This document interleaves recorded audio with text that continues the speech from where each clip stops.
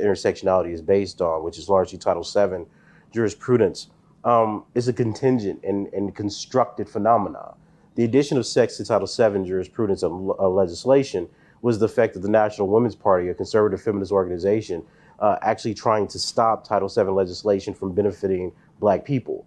So in order to kill the legislation, they said, let's introduce sex to the debates. So the congressional debates show that they thought they were going to stop Black civil rights gains, affirmative action, et cetera, but ended up adding sex and then redistributing the economic benefits like affirmative action, entrance into college, et cetera, from Black people who had marched during the civil rights and died for those rights to white women. In fact, it's white middle-class women who have benefited most from affirmative action. It's the affirmative action, let's say, as practiced in the major universities at the level of faculty recruitment. In the Ivy League, from Harvard to Princeton, all the elite schools, in Chicago, Berkeley, Duke, and so on, you have mediocre women, fifth-rate women, who have been left over far more deserving white men for positions, right? And it is women, due to affirmative action, who have destroyed the standards for scholarship in the humanities program in America. That's why we see that after, the 1960s and 70s, the primary beneficiaries of affirmative action were white women, not the Black people who marched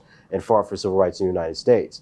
Now, taking that as a historical backdrop, you ask yourself, what is adding sex, a contingent and really subversive category in Title VII legislation, actually do to the identities of people who suffer? Well, for a long time, Black people weren't understood to have gender.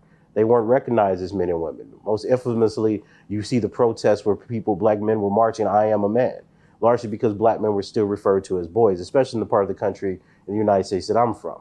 So when we ask ourselves, well, there's intersectional identities, well, what do those intersectional identities mean? We're reading history backwards, anachronistically. We're assuming that the identities of man, woman, male, female, masculinity, and feminine apply to all racial groups the same way throughout history. So you take intersectionality as a concept in the 1980s and you read it all the way back to the 1860s when Black people were thought to be animals.